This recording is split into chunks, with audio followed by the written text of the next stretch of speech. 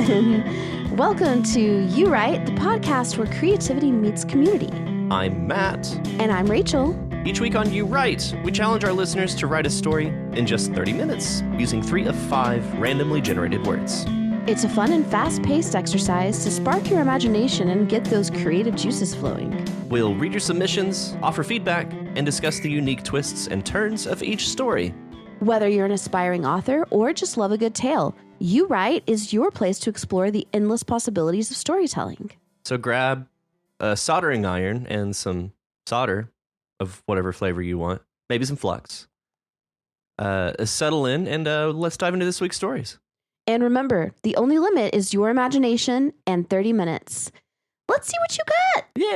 Yeah. So, how's it going? Oh, good. Yeah. Yeah. I saw you disclosed finally what happened with the hobos, maggots, and the poetry reading. I did. Yeah. I did. Yeah. Yes, I did. I am hoping that to get him to join, actually. Oh, yeah? Uh-huh. But I was like, I'm going to tell him, well, it's too late now, but I'm going to be like, but don't join. If he wanted to join like a few days ago, I was going to be like, yeah, but it's too late to submit a story for this week. You have to wait until next week, simply because I don't know how he would feel about being called a hobo. That's fair. I refer to myself as part hobo. That's fair. Mm-hmm. So I personally, like that term. I don't know how he would feel about it. So I was like, let's just hold off. For the hold moment. off. He might like it though. He might be offended. He might like it. Yeah. He might love it. He might. He might hate you forever. He might. Who knows? Nobody knows. Nobody. Nope. How about you? How are you? Good.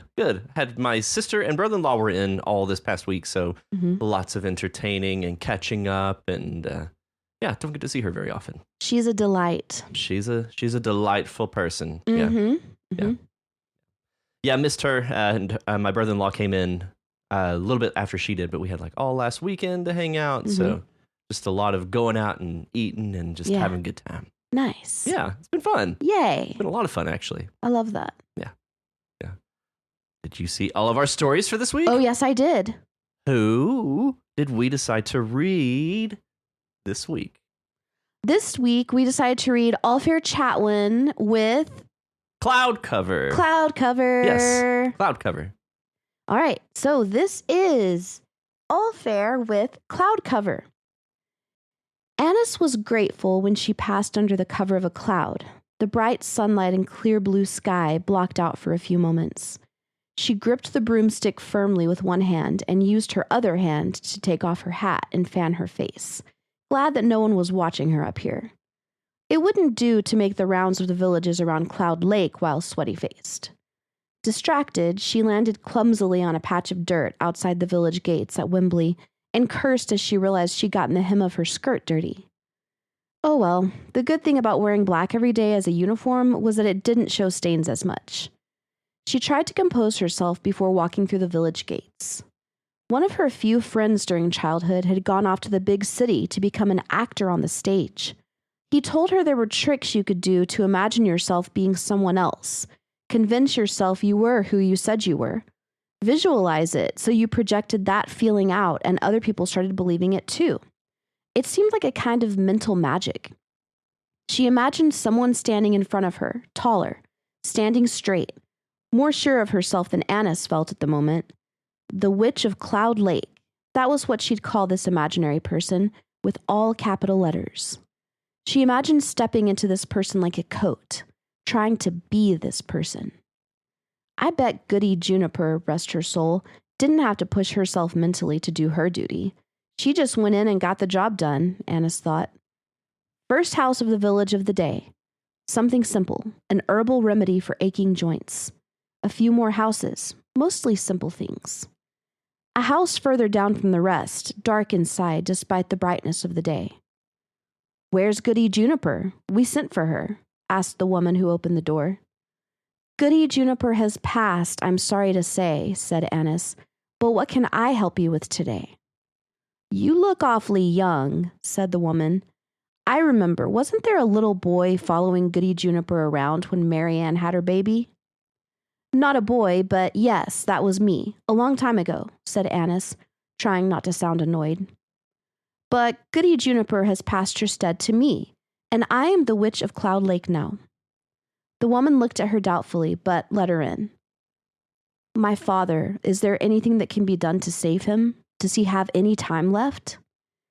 Anna sat in the dark, musty bedroom for a while, checking the old man's breath and pulse, assessing his color, before turning to his middle-aged daughter and saying, I think he just needs his rest. But how much time? I've got to know. I have to make arrangements. And if he doesn't have long, then I'll have to hurry and call everyone and... The woman wasn't weeping, but the distress was evident in her voice and the wringing of her hands. I'm sorry, said Annis. Can't you do something? I can't stop death if it's his final appointed hour. I can make him as comfortable as possible. Annis left the house quickly and flew on to the next village, and the next. 2 farmers disputing a patch of good land. One was struggling and really needed the extra crop. The other was wealthier, owner of several properties all around, and really seemed to care more about being able to win than about the land itself or the harvest. Annis tried to hide her irritation with him and spoke as calmly and patiently as she could, trying to be fair as they decided to divide the land between them, with the poorer farmer getting the slightly larger half. Then to Cabell's house, to make sure poor Cora was all right. Yes, her mother was staying with her, and she was safe. And no, that husband of hers was nowhere in sight and not likely to come back. Annis breathed a sigh of relief after leaving that house. Good thing I got to become a witch instead of settling down and marrying, she said out loud, though some witches did marry, she knew, and seemed to be quite happy as long as they were the ones running things in the house. Too much for Annis, who liked having a quiet room to sit in by herself at the end of each day, letting her thoughts settle. The woods at the southern edge of Cloud Lake were haunted, or so they said. Annis ignored the doubtful stares of the villagers and the whispers of, but she's so young. Where's Juniper? As she marched into the woods alone, trying to look resolute. After a while, the whispers in the woods became clear, not ghosts. The dryads were wailing in sorrow and anger after so many of their trees were cut down. Annis sat in a clearing and listened for a while, and eventually led some of the dryads out to negotiate with the head men and head women of the village, to ask them to spare at least half the trees that were being cut down. Someone pressed a package wrapped in brown paper into her hands before she left that village. So she's gone then, for good? Asked the woman, giving her the package. She went peacefully. It was her time, said Annis. Witches usually knew when they were going to die, and Juniper had been well prepared. She'd insisted that Annis wait outside the bedroom while the old woman sat alone with a candle, waiting for death to come. Afterwards, she had looked peaceful. Well, welcome, and thanks to you, then. I suppose you're our new witch, said the woman. Goody Juniper liked my herb bread with garlic, and I always gave her extra. Tell me if you like it, won't you? Thank you, said Annis, feeling a little better. Annis flew on, trying not to drop the bread as she held onto the broomstick. She stopped before entering the cottage. She wondered if she should do some ceremony or make some announcement. Some witches liked grand gestures more than others, but Goody Juniper had always said that what mattered was what was going on in your heart and head. Today was my first day making the rounds on my own, without Juniper. I think I did all right, or at least I don't think I messed up. Nothing too difficult today, just regular things. No demons or elves or invading barbarians to contend with, at least not yet. So I suppose this is it. First day of the rest of my life, said Annis before opening the door and stepping inside. She felt the last of the mental mask slipping away, and the Witch of Cloud Lake went back to being just Annis Goldway again. She slumped in the old rocking chair and sighed, the way Goody Juniper often did at the end of a long day, though Annis was probably too young to act that way. I should get a cat, she thought, though cats had always made her sneeze. Maybe a crow or a nice bunny rabbit, though bunny rabbits weren't really impressive as familiars went. A knock on the door, and Anna sighed as she got up. A witch's work was never done, really. She hoped the neighboring villages weren't having an emergency. "Oh," she said in surprise. "Hi, Dad." He had his hat in his hands. "You doing all right then?" he asked. "Just got done. First day on the job. Wasn't too rough?" "It's not my first day, Dad. I was an apprentice for quite a while." "But this is your first day on your own. Not an apprentice anymore, and she's not around to help." "I just got done seeing to all the villages around here, unless you needed something." "No, just wanted to see how you were," said Annis's father. He looked awkward as he stood there in the doorway. "You want to come in, Dad?" "No, just wanted to say I'm proud of you for everything, for getting this far. I didn't know what to do with you as a kid. Sorry if that doesn't sound nice, but you found your path, it looks like." Her dad wasn't the greatest diplomat, but it was true he hadn't known how to take care of her on his own, especially when her mother had passed so young, and he'd been even more confused when the child he thought was a son had made it clear that they were a girl. Then they had a new name, and eventually got recruited as an apprentice for the local witch. Not what he'd expected at all. But he did try. She had to give him that. "Not today. Too much to do," he said. "But come by for dinner Sunday night if you're not too busy." He left. No goodbye, no hug. Annis expected that. That was just who he was. "Well," she said to the air and to the woods beyond, "I'm here. If anyone or anything's listening, Juniper might be gone, but I'm around if you need anything. Just be patient with me, all right?" A crow flew down and landed right in front of her, cawing.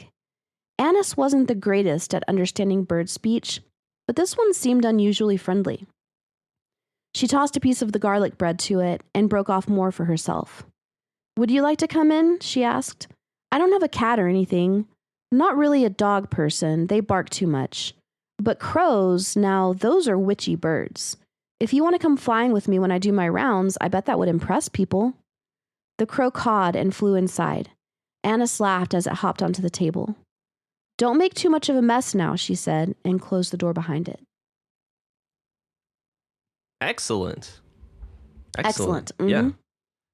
Man, I really dig this story. And as far as the theme of transitions go, this is really ripe with it. Like we're just kind of living in the middle of this town transitioning from one witch to the next. Mm-hmm. Despite the setting, you really did set up how long Annis was an apprentice to Goody Juniper, which I want to address up front that this is fan fiction. Yeah, of Discworld. It's Discworld. Mm-hmm. Okay. Yeah, I was trying to go back and find the comment. So yeah, fan fiction of Terry Pratchett's Discworld, which is really cool. And it's been so long since I've read Discworld. I didn't recognize that at all. But I need to go back and like review Discworld and then look at the story again.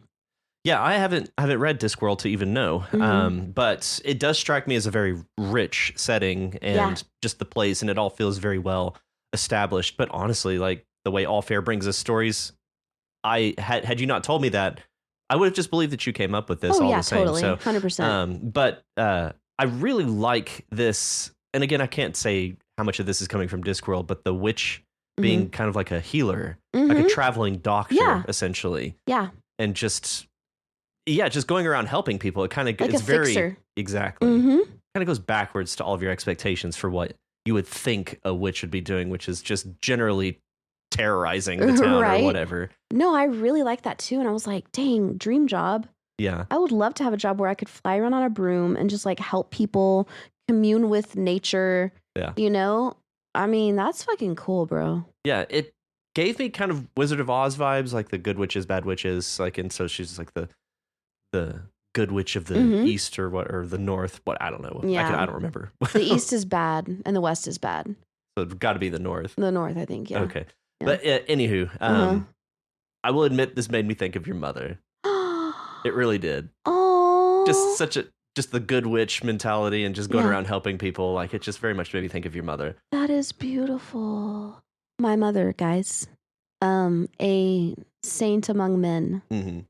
genuinely wonderful woman. Yes. Wow. I love that. That makes my day, to be honest. But yeah, I can totally see that. Yeah. And just I just like also how all of the people that she's going around to help remain unnamed. Mm-hmm. Like they're just people, and it doesn't really matter that we know who they are, or even that Annis knows who they are. Yeah. Just knows them by what they need or what they want. So like I especially kind of the one that stuck with me was the one about the farmers disputing land. For whatever reason, that one really stuck with me. Yeah. And just the compromise that they managed to find amongst that. They both remained unnamed. One really kind of annoyed, you could tell. Yeah.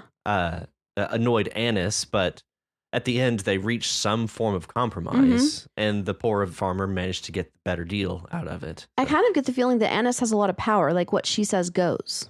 Kind of, yeah. You know, she's like, no, that okay, so we're gonna divide it up, and the farmer's getting the slightly bigger piece. Yeah, you know, it's almost like a mayoral kind of position. Yeah, yeah. It's really funny because that made me think of this story I read like 2-3 days ago in the news, which I don't know if y'all knew this. I did not know this, but Buc-ee's. Does everybody know what Buc-ee's is? If you don't, it's a giant gas station / convenience store in Texas. Yeah, and I think it's in other places too. Right? It may be. I don't know. I've only seen it in Texas. But apparently they have a habit of suing people around the country who have, or businesses who have like a cartoon beaver logo or something that looks like theirs. Yeah. And they just recently sued this tiny convenience store, which doesn't even have gas pumps and is not on a highway, up north in Beaver Creek, Ohio, I believe, where everything is beaver themed. Yeah. And literally Buc-ee's is suing their asses. Yeah. And this place has existed for 20 years. Yeah. And the funny thing is, though, is that John Oliver got wind of this. Yeah. Do you know about this? I know of it. I actually haven't. I usually keep up with John Oliver, but I haven't seen that one yet. Okay. And he's like, hey, Buc-ee's, how about you pick on somebody your own size? And he's like, you know what? I challenge you. I dare you to sue the John Oliver show and HBO, because guess what? We have a squirrel mascot. It's like a 8-foot tall squirrel. Yeah.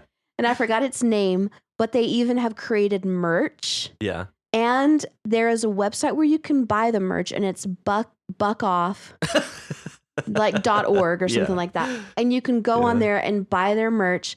And I was just like, I love John Oliver so much. Yeah. But anyway, this made me think of that because it's like this little convenience store is just trying to make a livelihood. They're not huge. And they're in Beaver Creek, you assholes. Yeah, if anyone has a right to the name, it should be a convenient, or to the logo, or to a similar logo. I would think it would be a place in Beaver Creek. And they existed before Buc-ee's was even like known. Yeah. You know? Yeah. And so anyway, it just reminded me of that because it's like the little guy, the big guy who doesn't really give a shit. Yeah. Is just like, oh, no. Yeah, I'm just going to win. I'm going to win this. Yeah. Yeah. Yeah, something about that whole interaction just really stuck with me. And then, of course, the other one that really stuck with me is the interaction with Annis and her dad. I just thought that was a really wonderful interaction. Yeah. And just a very, very humble, very simple interaction between these two people. And the dad clearly cares about Annis, but is also just like doesn't really know how to act. Yeah. But cares and is worried for Annis. And we get a little bit of backstory about just how everything went completely counter to what her dad expected when Annis was growing up. And so, I just thought that was a really wonderful bit of character building, and also it further plays into this, plays into the transition theme as well. Yeah. Like dad had to transition, Annis transition, and then we have the transition of the whole town. So it all just plays really nicely within that theme. Totally. Yeah. Excellent job there. Yeah. It's very pleasant. Very pleasant read. Very pleasant. Yeah. And I really, really like the interaction with the crow at the end. Oh, it's adorable. It's wonderful. Adorable. Oh, I wish I could have a crow friend. You can. Crows are so cool. They really are. They're so cool. Yeah. We don't have crows, though. We have grackles. Oh. Yeah. Yeah. No corvids around this part. I don't think grackles are part of the corvid family. I don't know. Well, thank you, Allfair, for cloud cover. This is wonderful. Yeah. And welcome back. Yes. Yeah. Glad to have you back. Yes. Chris. So good. So good. And our next story is from Walker with I Swear to God's Part 3, Another Committee Meeting. Yes. Yeah. Yeah. So we're back in the I Swear to God story here. Yep. And this is the beginning of Part 3.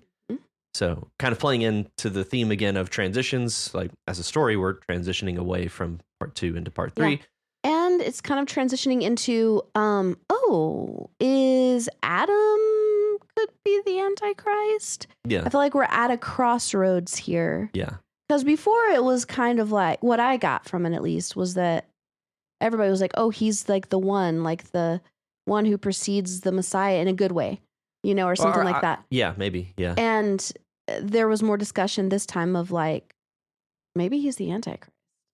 Well, I was thinking it was the other way, that most people were thinking that he's the Antichrist. And the Morrigan was the only one who kind of held out like, that's what this bet is, I think, saying that he's the one to precede the second coming of Christ or whatever. So that's what I got from this was, I think, kind of reaffirming what I thought we were doing, which was, everybody thinks that he's the Antichrist, and the Morrigan holding out hope that he is something else.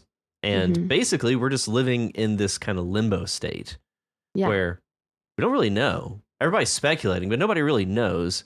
And we just get this interaction between Thoth, Anubis, and the Morrigan. And honestly, just these three bouncing off one another is pretty great. It's good banter that they have. Yeah. And it's also a great way to catch us back up. Right. Yeah, their banter's fun.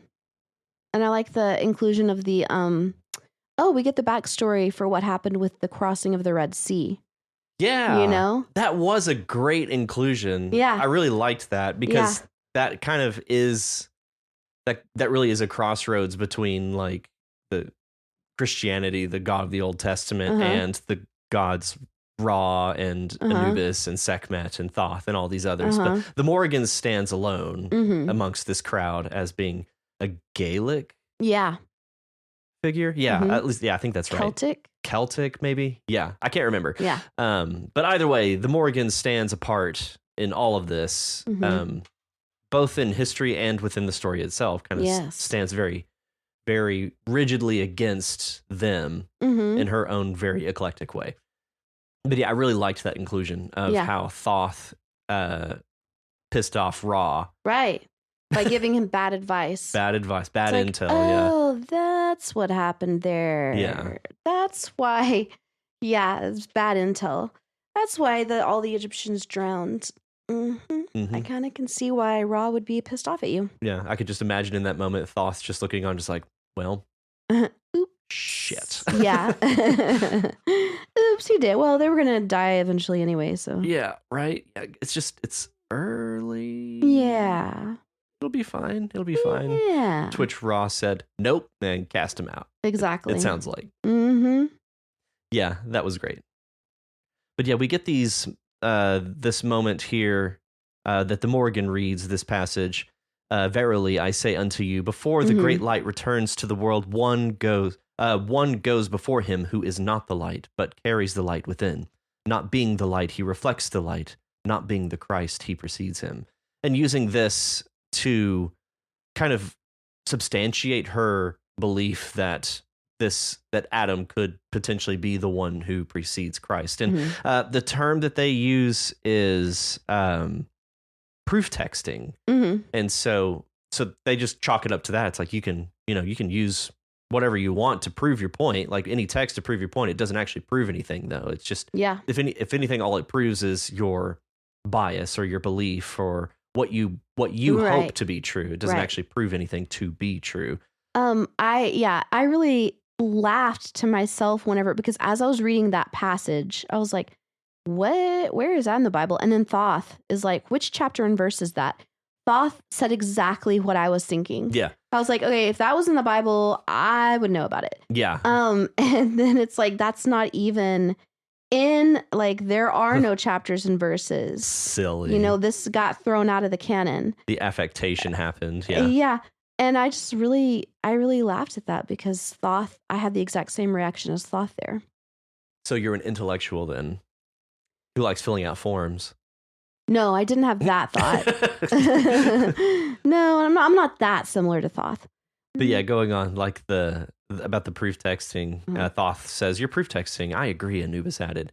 You're grasping at passages so vague they could be applied to any number of people. Mm-hmm. And so just kind of proving and also clarifying what proof texting could mean, which actually I really appreciate that. It kind of goes back to that. You're not gatekeeping terminology or a concept. Ooh, You're giving us the definition to it while relying on it just the same. And since we're bringing evidence, he says, how about some that is less obscure? It's right here, Revelations 13, verse 13 and 14.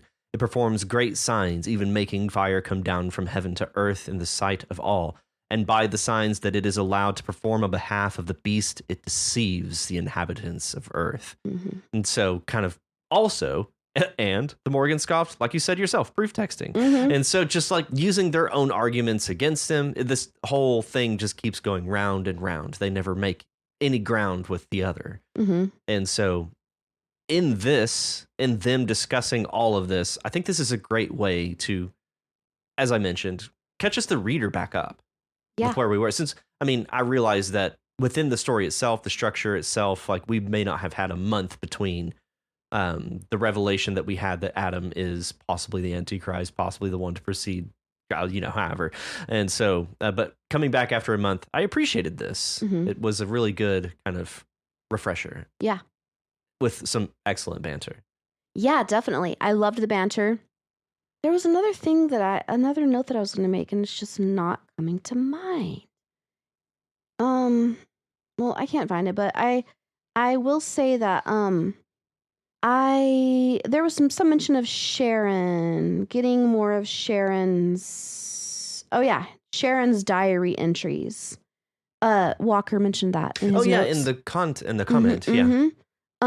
I like the idea of getting Sharon's diary entries, and I look forward to see how Sharon's inner dialogue is portrayed. Yes. Yeah. I look forward to seeing whether it's just kind of like a, I don't know, just like kind of one-dimensional, like she's just like super like this pure suffering, saint type of person, or if she's going to have some like spice to her. Yeah, and I mean, there's so many shades between that too. And if I remember right, the spot we left Sharon was her recording an interaction between Adam and Thoth? Yeah, I think that was right. Yeah, and so just having that bit to complicate her, right, I thought was really just a juicy bit of drama. Yeah. Anyways, and so to see her perspective on all of this. Because hers would be a very interesting perspective, right? Because she's kind of been through it on her own, and she's the focal point of a story that's not her own, right? Yeah, it kind of seems like she's taking the brunt of what's going on in somebody else's story. Yeah, exactly. Yeah, she's sort of the punching. Yeah, she kind of is the punching bag. She's the whipping boy. Yeah. That would be an excellent perspective to have. And I think it's a difficult one to write, too. Yeah, she's the symptom bearer of this dysfunctional system. I want to say Job adjacent, but that's not right. She doesn't have to prove anything. She just has to be herself. I mean, Job kind of was the same way. Like, he took a beating. Yeah. Even though it was a test of his faith, though. And hers isn't necessarily a test of her faith. It's just a means it was like a wager between Satan and this angel or whatever. Yeah. It was like they were doing their own thing, wagering stuff. And they're like, oh, really? Well, how about that guy? Like challenging. Yeah. Or something. See what he does. I dare you. And it does kind of strike that because these guys have wagers on what Adam will do. Yeah. But it's not so much affecting him directly. It's affecting the people, or it's affecting Sharon. Yeah. Interesting. Very interesting. Interesting. Very wrinkly story. Wrinkly, crinkled, very multi-layered. Very layered, yeah. Man, I continue to really dig this Walker. I find myself just pretty well lost in the characters. I forget that I'm reading a story, and I'm just having fun with it. So, yeah. Excellent job, dude. Yeah. And up next is Anadim by Nicked. Anadim. Anadim. So, interestingly about this, Anadim, is that the character's name? Yes. Anadim has a part of the story is parallel to Annis. Yes. What? Anadim? No, that's not the character's name. It's Andrew and Andy. Andy and Annis have a kind of a parallel story because they both have like a gender transitional thing going on. Yes. Yeah. Which I found very interesting that they both landed there. By both, I mean Allfair and Nicked. It is interesting. And honestly, I actually kind of expected that with the theme of transition. It's pretty topical. It's a lot of people are talking. It has a lot of news about transgender in our society right now. So it really didn't surprise me, but and frankly, I'm glad to see them. Me too. I like these as themes, and the way Nicked and Allfair handle the theme of the transition is like they're not really drawing attention to it. It's just part of it. And it's not making a statement one way or the other. It just is, and I love that. It's just telling stories. It's exactly, and I love that. I really love that. Yeah. But yeah, we have Andy and Daphne, and they are a part of a parks crew. Yes. And the way we begin is them pulling knotweeds. Which their whole interaction talking about how like, well, what are we doing this for? They're not weeds. They're actually really pretty flowers. If we just give them a chance, it'll make it even more pretty. It's like the public just assumes they're weeds and won't hear otherwise. Yeah. And I really like the way you qualify that. I'm starting to understand why everyone who works in the parks says the public like that. Yeah, I honestly was like, are we in Lubbock? Yeah, honestly. Is this the setting for this? Yeah, and have you seen Parks and Recreation? Some. So it reminds me of like the town meetings that they have, and the public shows up, and they're just they're dense and horrible. Yeah. Just have no idea what they're talking about, but say it with such vigor and confidence. Yeah. So it really kind of reminded me of an interaction I would see in Parks and Rec. But yeah, I really like Daphne and Andy out of the gate just for that alone. And to go on that same paragraph, Andy said before pulling up another knotweed with a very deep root that had stubbornly anchored it, "You mean this and the trash? So much trash, so much litter. I'm never littering again." And so like just their appreciation for nature because they have to work in it, they have to clean it, and just what it does to not only the environment, but to them. Like they have an appreciation for the waste management side of it. I really dig that. I really, really like that. I really dig the simplicity and seeming banality of the content. I really, really like that. I like it. And there was a discussion about this after the story. But I really like the mundane, like the day to day, like this is what's happening, like nothing crazy intense is having to go on. It's just like, this is like everyday life. Yeah. Yeah. And I love that aspect of it. And I know that Nick like questioned that a little bit. Yeah. But I really appreciate that. I do too. Yeah. And especially in a story where the theme is transition. Like I kind of think there are two kinds of transitions, like the very fast and burns bright kind of transition, like happens in an instant, like a flame, like a match head, like transitions from not on fire to on fire. Like that is a transition, but it's immediate, it's quick, it's fast.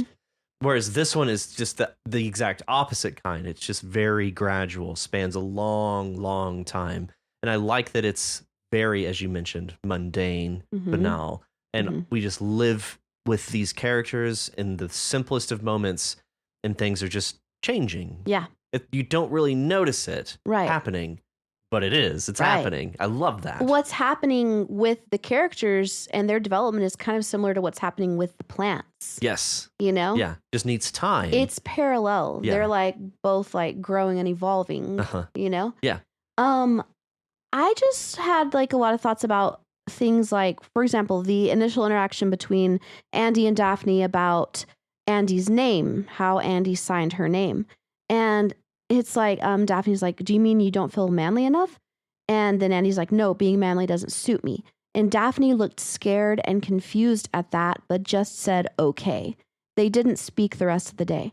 So after that interaction, I was like, Daphne, like, where are we going with that? Up. Yeah. I kind of started having like negative feelings towards Daphne, but I really like how Nick brought it back around and gave Daphne room to grow and evolve. Yeah. You know, like we're not canceling Daphne right out of the gate for not being open-minded enough. Yeah. You know, we're letting Daphne come to terms with something that scares and confuses her. Yeah. Yeah.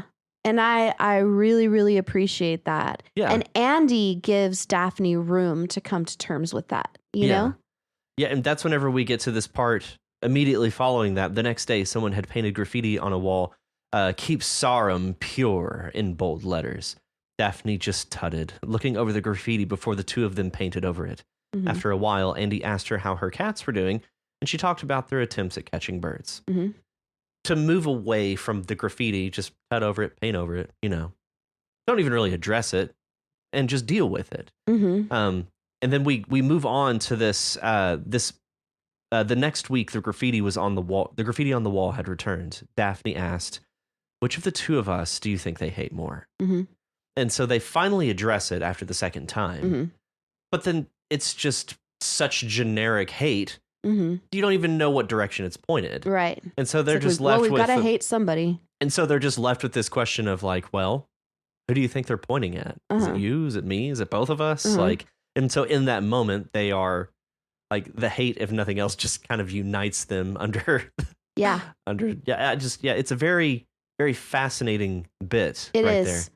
Also in the comments, Nick mentioned wanting to add more depth to Daphne's character so that Daphne didn't just seem like a support character for Andy. Yeah, something to bounce off of, I think. How he's and it. I agree with that idea, but also I feel like there was some depth to Daphne here because of Daphne's initial reaction to Andy's name.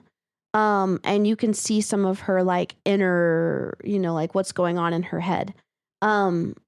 And also just, I don't know, I just feel like there's little bits here that make, and then Daphne being like, who do they hate more, me or you?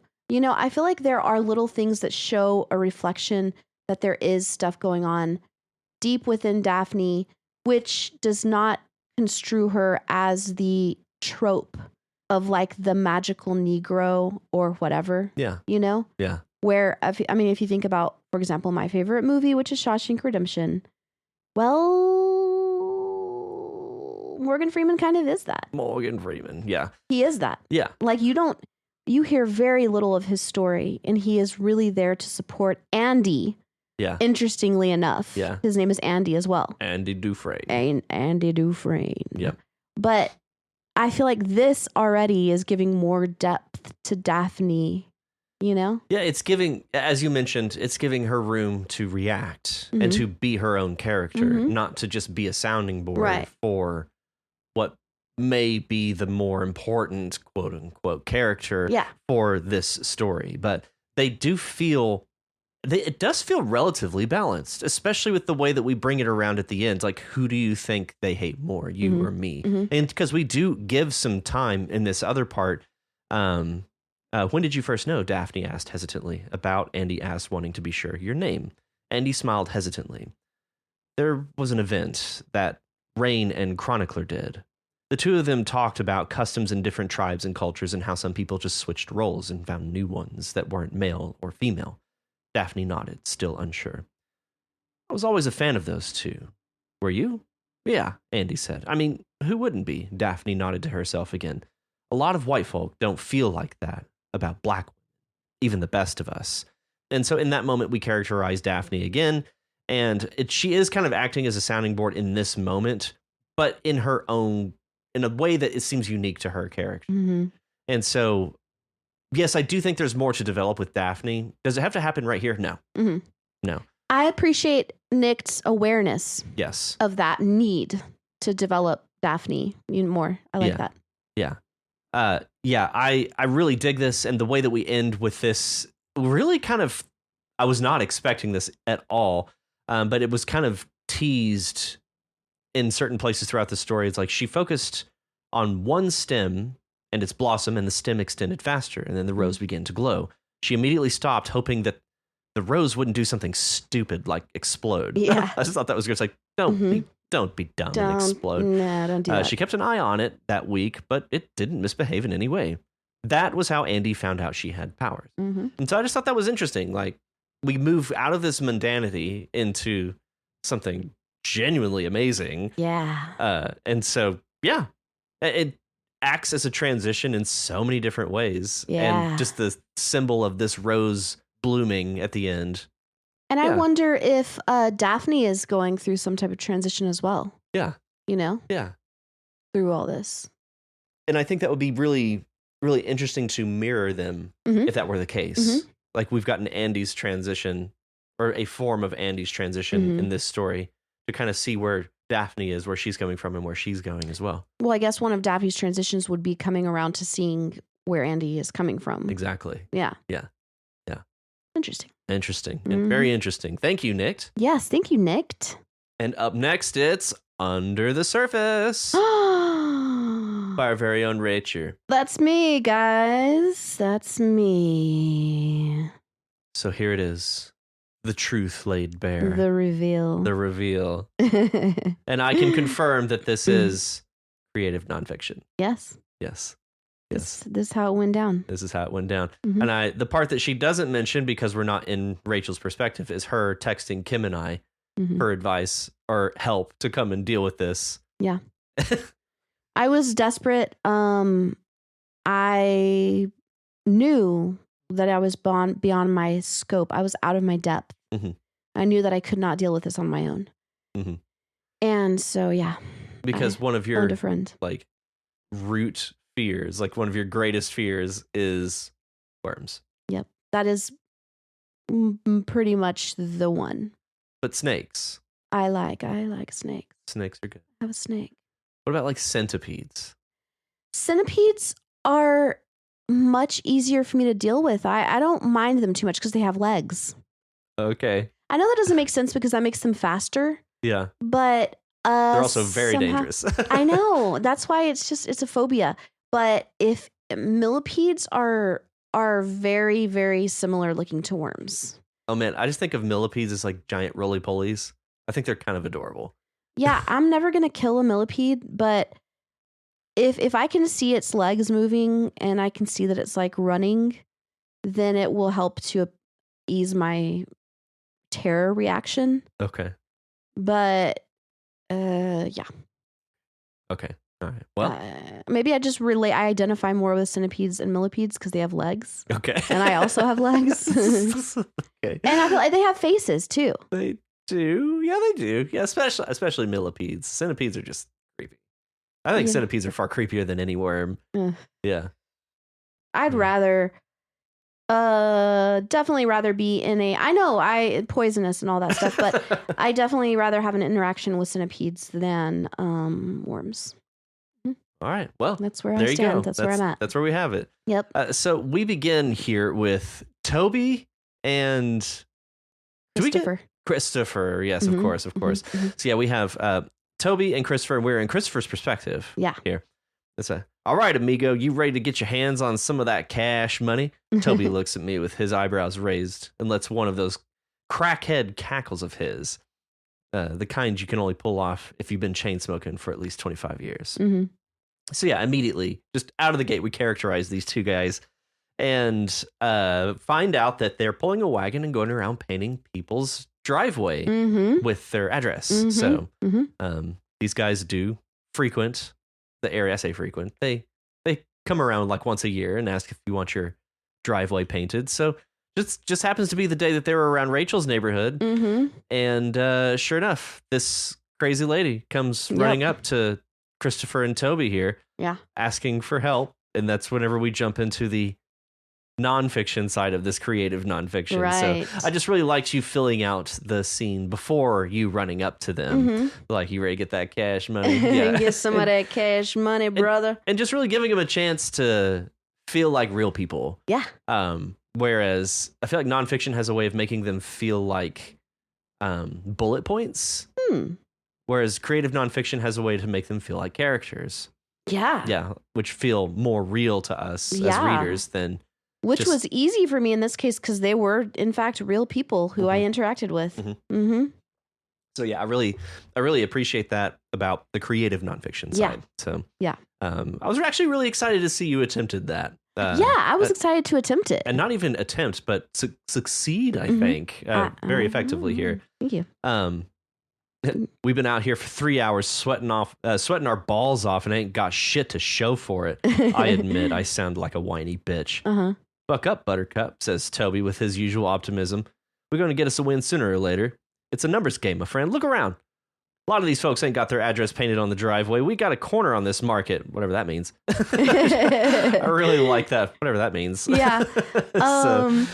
So I just want to say that these two, I actually don't know the other guy's name. I know Christopher's name. The other guy, I had a little bit less interaction with him, but I can tell you that Christopher seemed a bit more... maybe beat down. Stoic.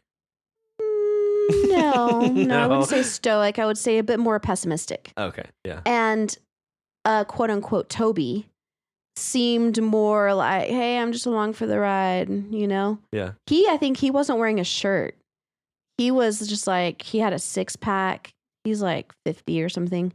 And whenever Christopher was taking the trash out, I go outside and I asked Toby if he wanted some cookies. And he was like, yes, ma'am. I'll take some cookies. I eat a cookie. Yeah. I eat a cookie. Who wouldn't eat a cookie? Yeah. And so I just kind of got the impression, even though I hadn't talked very much to Toby, that he was the more chill of the two. Yeah. You know? Well, that certainly comes across here. Yeah. No doubt. Yeah. Oh, here it is. I can tell Toby's about to argue when I look up and I see a lady walking fast down the street towards us.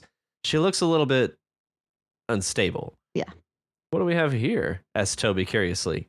She walks right up to me, looks out of breath. Hi, she says. Hi, I answer. Listen, I know this is going to sound crazy, and it's really pathetic, which is exactly how Rachel worded it to us in a text message. What in the hell's name kind of game is this lady playing? Maggots. I need them gone. But I can't. I'm sorry. I've tried. I need help. She finishes and looks at me kind of desperate like. I narrow my eyes. How many trash cans we talking about?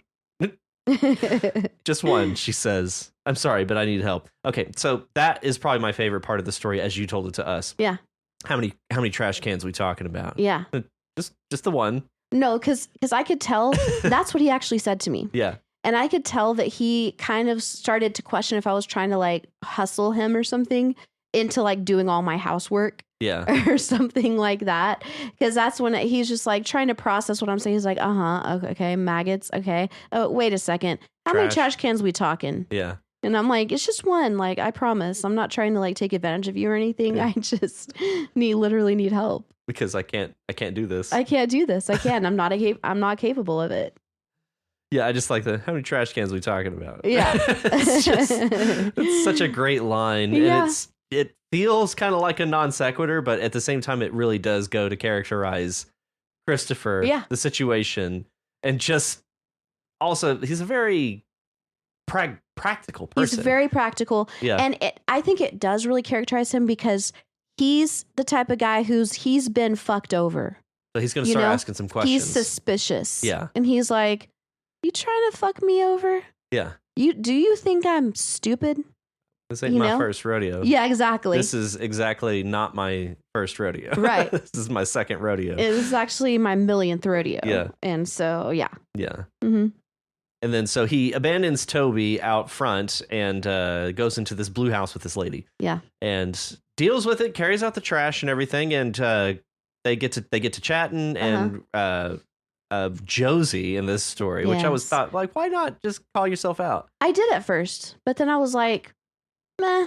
Because that's the kind of nonfiction side of it. Like, that was you. I know. I just wanted to change it. Okay, that's fair. I just didn't want to be too. I know this is gonna sound weird and whatever, but it felt like self-aggrandizing. It felt somehow masturbatory. I would say it would be quite the opposite. It doesn't make you look very good. I know, and I was actually working on that. I was like, okay, all right, this is something that I had to put thought into because I want to characterize myself as who I see myself as, which is a good person who has good vibes. However, I did not want to make myself seem, I didn't want to like celebrate me. Yeah. You know, I'm just like, I'm a person who people feel comfortable around, you know? Fair. Is what I wanted to represent myself as. I would challenge you to put your own name in this one because this is exactly how it went down. It is. And this is exactly what you did. This is exactly what you said. Yeah. So to do anything other than that feels a bit like a lie. But I mean, lies are fine, especially in stories. But yeah, and plus Toby has a name that's not his. So that's true, but that's more out of necessity than it is a choice. I'll think about it. Yeah. I'll think about it. Yeah, that would be my challenge to you. Okay. But they get to chatting, and he come to find out, like one of his hobbies is he's a poet, writes poetry, and so you being an English teacher has offered to like read some of it, and sure enough, he gives you some. Did he orated it, correct, or did he have it on hand? No, actually, so this kind of is like a condensed version of what actually happened. Because what actually happened is that he came in and did all that, and I wanted to pay him, but I didn't have cash, and so I was like, I can Venmo you, and he was like,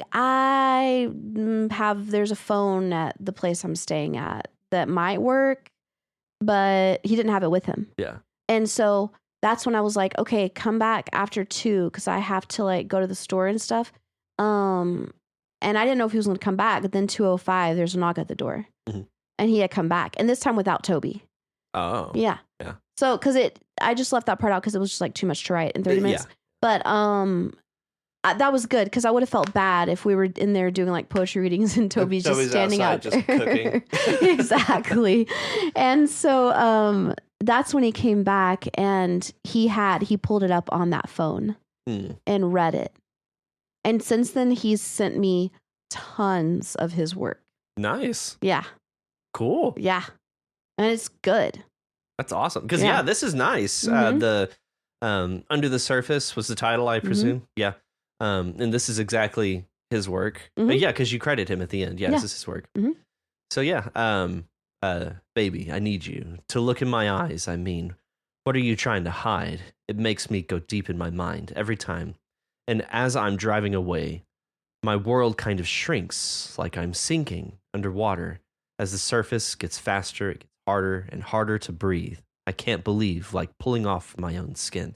The flow of this thing is I don't know how to describe it. Like it's simultaneously stilted, yet it has a very clear like direction and flow. It almost seems like a lot of it is doing double duty. A lot of the lines are doing double duty.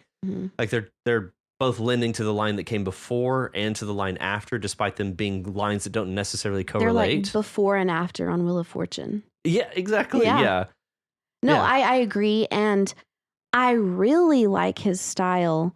I like the simplicity of it, the subtlety of it, and I like the flow of it. Yeah, it reminds me of, it feels musical. It feels very musical. And it's just, I don't know. I need to think of better words to describe it, but I can say that after I read his first 3 poems that he sent me, which this was the second one and my favorite, I sat down and wrote a poem in his style. Nice. Yeah, just because I was like inspired by it. I just like it sounds so natural. It's almost like conversational. It's conversational, you know, and I just really like it. It really lacks pretension. I will say that. Exactly. And that's what I love. It is very approachable. Yes. Very unpretentious. And that's who he strikes me as. That's the kind of person he is, you know? Which poetry has a really good tendency. people can think of poetry as being snooty, Yeah. as being unapproachable. Exactly. But I think any poetry, this is going on a tangent, I think any poetry is merely a product of its time. Mm-hmm. And to read poetry detached from the time that it was written, it will have a tendency to feel unapproachable, snooty, and just because you can't relate to it because it is outside of your time. Yeah. I firmly believe that people like T.S. Eliot weren't trying to be pretentious. Maybe that's a really interesting take. But I feel like there's even like modern poetry that seems pretentious. Yeah. You know, so it could be true. one of the two, or it could be a little bit of both, or I don't know. I have a feeling that it's more that it strikes a feeling in a lot of people that it is pretentious, but I don't think it was ever written with the intent. I can't say that for sure. I don't know the author's intent in each case. And I'm sure there are poets out there who are pretentious as hell. But just the same, I feel like poetry, its main goal, I feel like in so many authors, is to just be natural and to be, well, just be poetic, to be artful, to be expressive in some way. And it's all about just the emotion behind it. And so to be pretentious is to veil it behind something unapproachable and just basically limit your audience. Yeah. And so maybe, and I'm sure some would say that might actually be the goal, like to make people feel that way. Maybe. So I don't know. Poetry is such an asshole. It's such a complicated thing, but it really is. I really liked reading Christopher's work here. Yeah. I'll put it that way. Yeah. Yeah. I loved it. But Yeah, me too. it's funny because the first time he messaged me, because we became Facebook friends, and so that he could share more of his stuff with me. But the first time he messaged me, it was like a couple days later, and he was like, "Hey, remember me? I'm the guy who took out your maggot trash." I'm like, yeah, how could I forget, Christopher? Yeah, I do. That was a real low point in my life, Christopher. Thank you. I do remember that, Christopher. Yes, I do. Thanks for reminding me. Yeah. Yeah, Well, and I guess I wanted to title this Under the Surface, which is the title of his poem, because I feel like it's like under the surface, he sees me as some fucking weirdo. Trying to take advantage of him. Yeah. You know, and I see him as a hobo. But it's like under the surface, there's a whole lot more going on. Yeah. You know, under the surface of both of us. Yeah. And so I felt like the title of his poem was appropriate for the title of the story. And as far as transitions, I like to think that this could be a transition in his life of a time of getting his work seen by more people. Yeah. You know? No, yeah, absolutely. So, and this could be a transition time for you in that maybe next time you'll be able to deal with the maggots on your own. No, I won't. That's static. That's fixed. Yeah, that's not changing. It's actually getting worse. Okay. It's getting worse, yeah. All right. Well, thank you, Rachel. Yes. That's an excellent story. Thank you. And our final story this week is Waiting by Richie. Richie Posier. Hey, Richie. Hey, Ranch. So here we have Alana and Myrtle. Merle. Yeah, Merle. Sorry. I threw in a T there. Yeah. Yeah. Okay. Yeah. So this is an interesting story, Richie, because there's a lot of vagary around this. And so, we have Alana and we have Merle. And it seems that Merle is trying to get Alana to stay at this place. And all of this around just the scene of a scene of Merle, like they're both eating. Merle just took a big bite of his double bacon burger. And Alana's working there. Alana is working at this place. And so there's not much other than this scene happening around and the kind of the premise that something is changing and that Alana could go home, which it sounds like Dad wants her to go home. And we kind of get this line. It's like, who gives a damn if he's right? Hate to tell you, kiddo, but sometimes fathers don't know best. I should know. Merle sipped at his coffee. I was one. It's up to you to make your own way in life. You've made a home for yourself here, haven't you? Everyone likes having you around. Your heart is pure. Merle thought for a moment, clearly remembering the bit about smoking and hand jobs. He shrugged. Pure enough. Try it, at least for a year. If you hate it, you can always quit and figure something else out. You don't really want to head back in with your folks. That much is clear as day. And no one else is qualified for the job. You're a shoo-in. Merle turned his attention back to his burger. Like, that's as much detail as we get about the actual like situation at hand, Mm-hmm. and it's still even a little vague about this, but the stakes feel very clear, Mm-hmm. just the same. Mm-hmm. It's like she's at this crossroads. Yeah. And she can stay, she can go home. It's very clear, at least to Merle, she doesn't want to go home. So why not stay? Make a name for herself, or like just do what she wants to do for herself, not for her parents. Yeah. And I wonder what it is. Yeah. It seems like they're in a diner, but yeah, but she already works there. There's a new thing that she's contemplating whether to do or not, to sign her name on this. Yeah. And she's a shoo-in. Yeah. So what could it be? What is it? What is it? What did she sign? What did I she don't sign? know. I want to know. An application. Yeah. What kind of job? Let's think here. What could it be?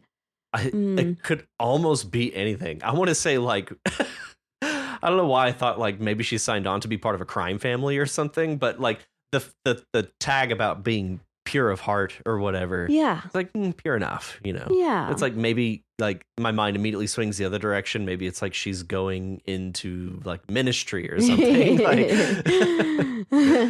which is equally absurd to me for some reason, especially the quip about her smoking and giving out handies in the behind the equipment shed. Well, and I want to know, what are Merle's stakes in this game? Like, is he working at this place that she's signing an application for, or does he just know about her life story and is just encouraging her? It seems like he's a customer at a place that she's working at the moment, and he is, and he's not. Yeah, he's just there, maybe like in a sort of interview style, like is just like, or just chatting with Alana at this moment. I feel like he's sitting at a bar, he's a regular at a cafe.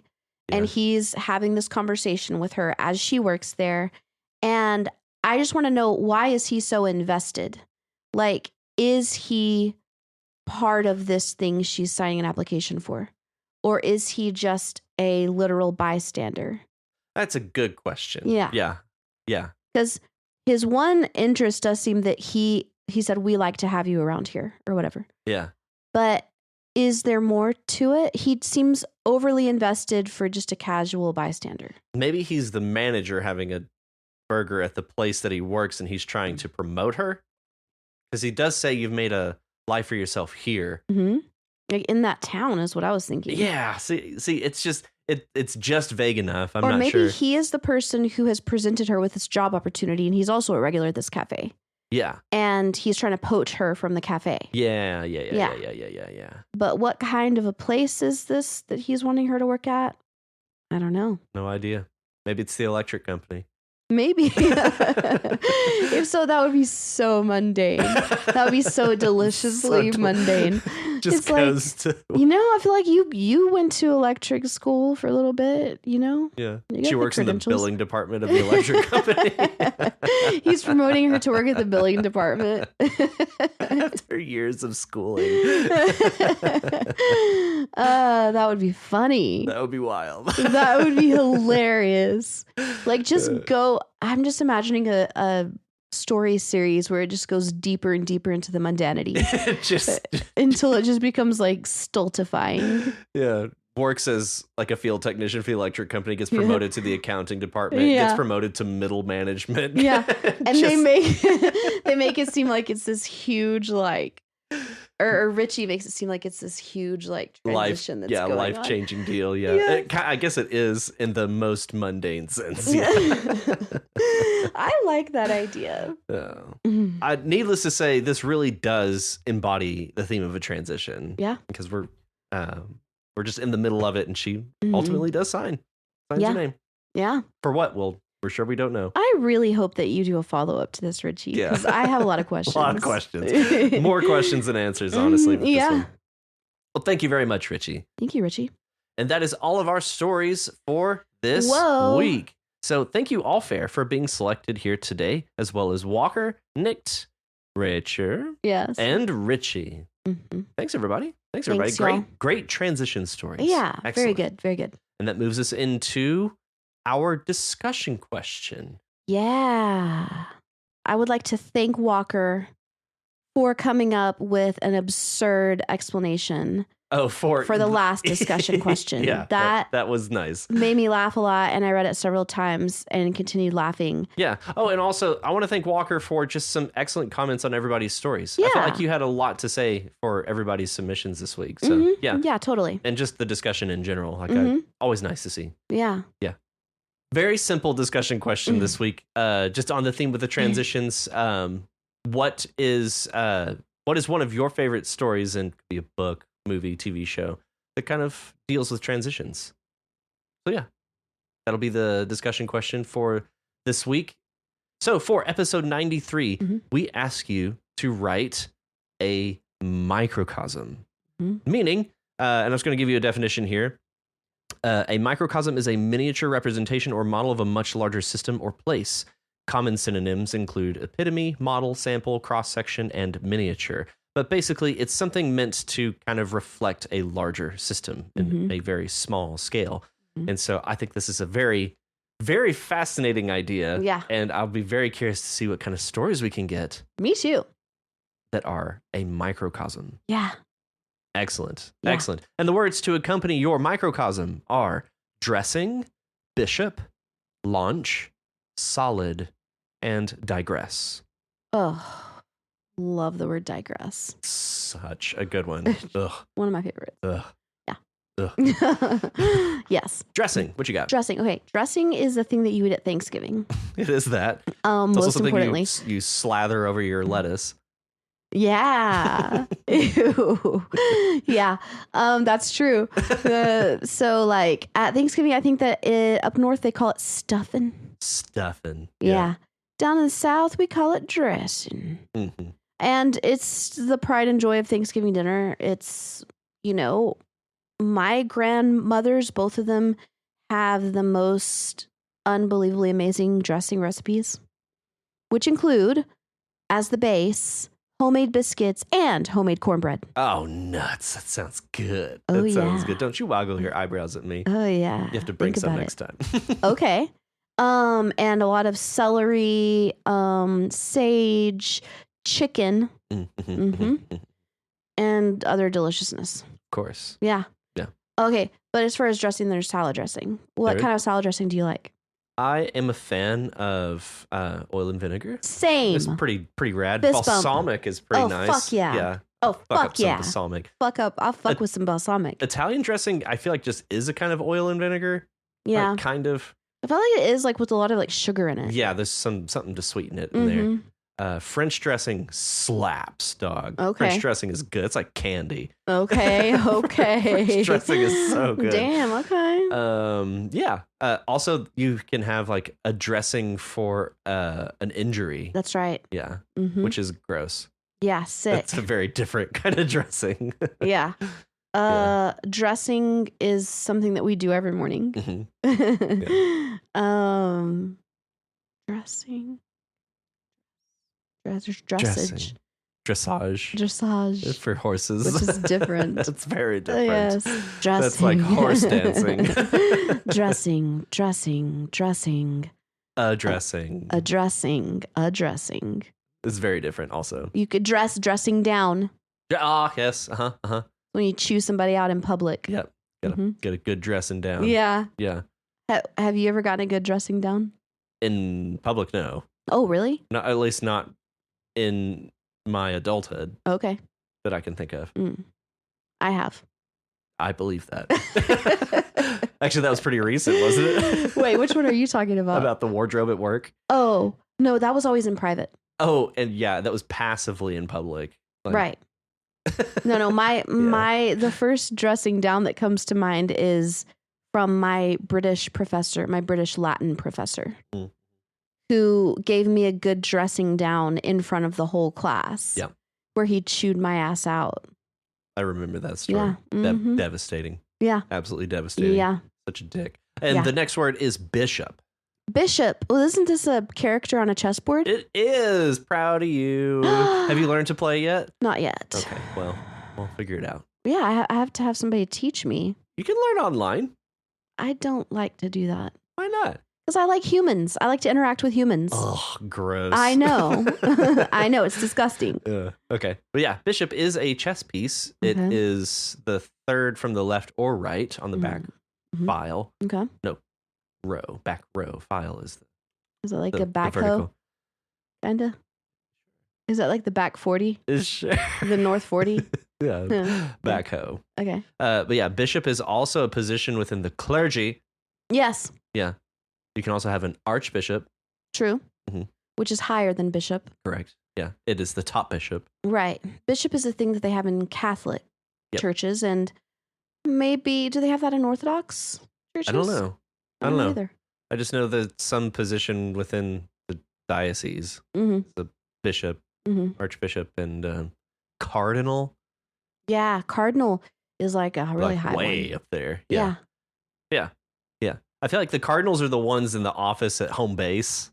Yeah, and the bishops are the ones out like leading the pack in the field. Yeah. I feel like the cardinals are the ones that are the pick of the litter for the Pope. Yeah. They're the litter which the Pope is picked from. The Pope is picked. The litter from which the Pope is picked. Yes, the litter from which the Pope is picked. The litter from which the Pope is picked. Those are cardinals. Beautiful. Cardinals is not the word; it's bishop. Right. Bishop. Does bishop mean anything else? I think that's about it. Bishop. Yeah, it's a pretty cool word. I kind of like the word bishop. Yeah, it is the name of one of the characters in Alien. Okay. Yeah. And if you haven't seen Alien, I'm not going to spoil it. Okay. You should go watch Alien. Great. Will do. Do it. It's awesome. Is that the one with Sigourney Weaver? It is, yeah. I've seen that. Yeah, the OG Alien one? Yeah. Where the alien goes... Yeah. It like pops out of John Hurt's chest. Yes. Yeah. Yeah, so Bishop's the android guy. Okay. One who goes, kind of loses his shit, tries to stuff a magazine into her face. Anyways, the next word is launch. Launch. Okay, well, launches can be a thing that happens to a rocket. You propel it from the ground. Right. Or it can be figurative, like, oh, this is our soft launch for our new product line. We just recently went through the Fall of the House of Usher series, which, have you seen it on Netflix, The Fall of the House of Usher?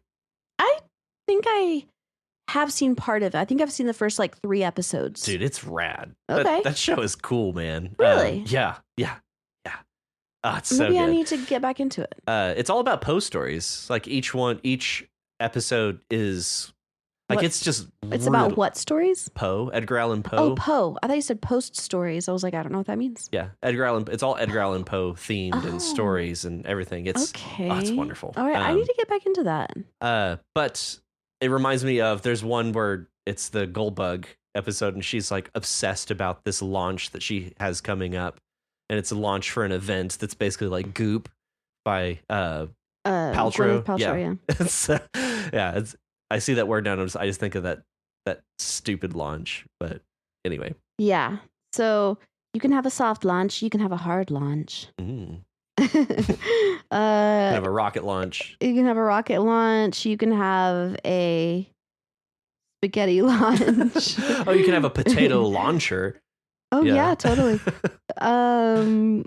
What else can it mean? I don't know. Now I just realized how much launch looks like lunch and how much it's not at all lunch. That's why I said spaghetti launch. You can have a chicken launch. Oh, yeah, you can launch an app on your phone. Launching. Okay.